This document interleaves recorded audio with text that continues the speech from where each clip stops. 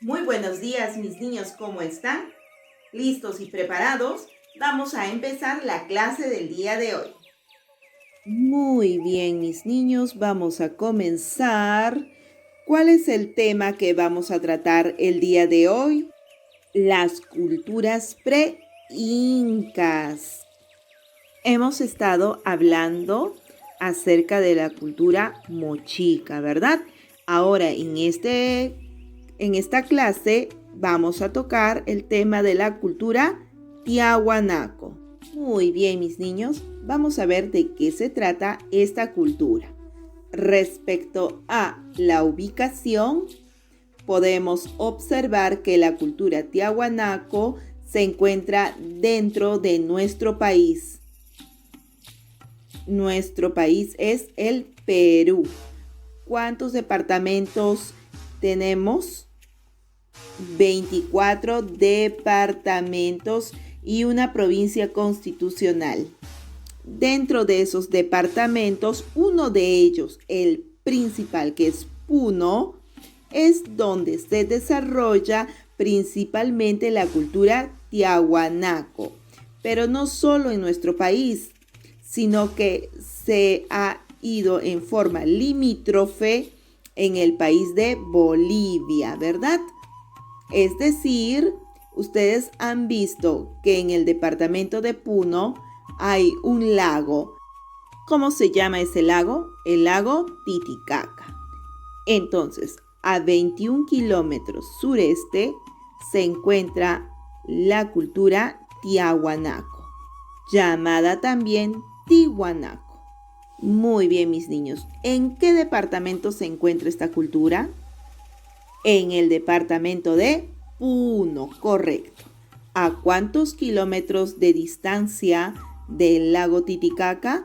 A 21 kilómetros sureste del lago Titicaca. ¿Y con qué otro país también se comparte esta cultura? Con el país de Bolivia. Y parte también esta cultura con el país de Chile.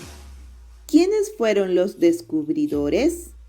Podemos observar aquí que solo hay un descubridor. Esta cultura fue descubierta por Pedro Cieza de León, quien era un cronista. Sin embargo, al ser esta persona un cronista, solo le dio tiempo de comentar esta cultura, es decir, los hallazgos principales que teníamos. Sin embargo, su principal investigador fue Max Uller. Podemos identificar que Max Uller viene desarrollando bastantes culturas. Recordemos que él ha desarrollado la cultura nazca, la cultura mochica y también la cultura que estamos tratando el día de hoy, que es la cultura tiahuanaco. Ahora vamos a continuar. ¿Cuáles son los talentos o aspectos importantes que podemos denotar de esta cultura? Que es la cultura tiahuanaco. Comencemos con la cerámica.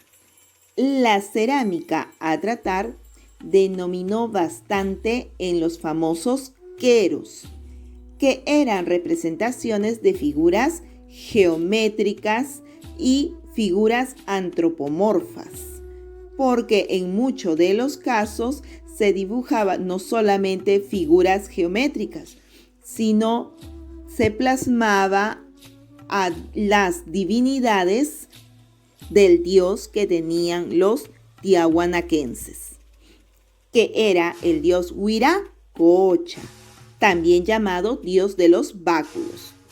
Su cerámica se caracterizó además por ser polícromo.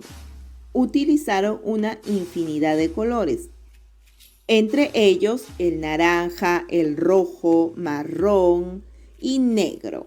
También vemos dentro de la cerámica a los famosos ahumeros, que sirven para inhalar o exhalar un humo, ¿no? Muy bien, asimismo podemos expresar aquí lo que ellos tenían en cuanto a la arquitectura. Entre las principales identidades o representaciones arquitectónicas, podemos mencionar que ellos no realizaban ciudades como lo hacían Mochica o en Paracas o en Chavín, sino que ellos desarrollaban salones ceremoniales. Y estos salones ceremoniales podemos identificar aquí al templo de Calasasaya, y estos templos eran ceremoniales. Dentro de la arquitectura podemos identificar también a la Portada del Sol, que no solo es una arquitectura, sino que es parte de la arquitectura, sino también es parte de la escultura tiahuanaquense. ¿Por qué? Porque tienen una perfección en el tallado de la piedra, de tal forma que no era, como su mismo nombre se dice, no era no consistía en una sola piedra de salón, sino que su nombre lo dice, era la Portada del Sol. Solo era una puerta que servía como calendario astronómico. ¿Por qué? A través de esta arquitectura, que era la Portada del Sol, se identificaban cuándo era que llegaba el solsticio. Quiere decir, cuándo era el tiempo que se manifestaba el verano. Y para ellos, principalmente en la sierra, en el verano o durante el verano, llovía y era buena época para la siembra, la cosecha y las actividades económicas en cuanto a la agricultura. Entonces, en la arquitectura podemos resaltar a la famosa Portada del Sol o Puerta del Sol. Y es que cuando el sol entraba por esta puerta o se asomaba por esta puerta de forma continua en el mes de diciembre aproximadamente, ellos identificaban la época del verano. Por tanto, era la época de la lluvia. Y por ejemplo, aquí podemos ver la representación divina que tenían ellos, ¿no? En esa parte de arriba al dios Huiracocha. ¿Correcto? Muy bien. En cuanto a la orfebrería, ellos destacaban bastante porque ellos no solo utilizaron los minerales que los conocían como el cobre o el oro y la plata, sino que ellos utilizaron también el bronce. Fue la primera cultura que utiliza y descubre el bronce, de tal forma que ellos realizaban la unión o las famosas grapas de bronce, que consistían en la unión de estas piedras grandes, de estas piedras pulidas. Ellos lo unían con grapas de bronce. Por ejemplo, en la actualidad tú tienes 2 ladrillos con cemento, ¿verdad? Para que tú puedas solidificar tus paredes de casa, ¿correcto?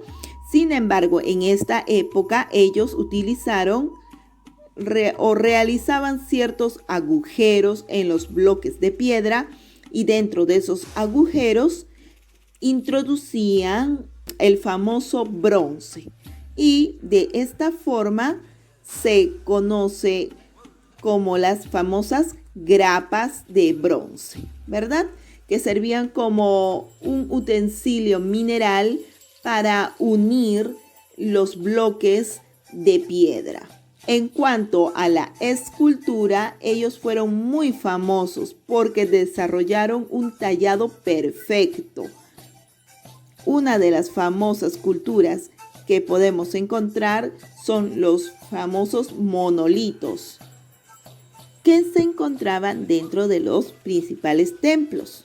Por ejemplo, el templo más importante, que servía como salón ceremonial,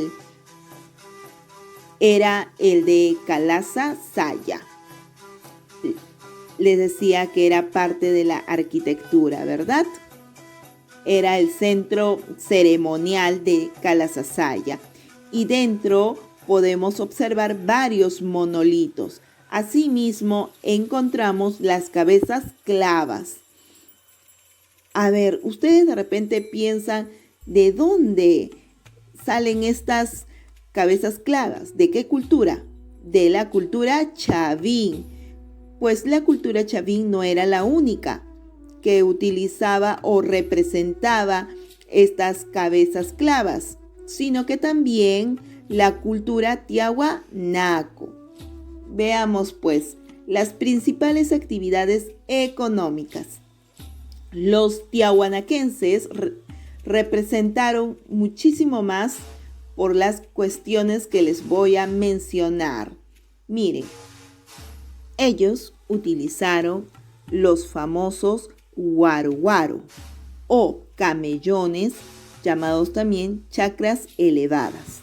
¿De qué forma? Como ustedes saben, en Puno hace demasiado frío y son varias las personas o bebés que sufren este friaje. Entonces, este frío mata mucho a las plantas, las cosechas incluso que ellos tenían. Por eso es que ellos realizaron una actividad económica conocida como el guaruguaro o chacras elevadas que ya les he mencionado. Y para ellos, lo que conocemos hasta la actualidad ha sido un avance tecnológico, porque tuvieron la suficiente inteligencia para saber que cuando llega el sol tiene una propiedad a través del agua, es que calienta el agua y el agua tiene otra propiedad que absorbe este calor.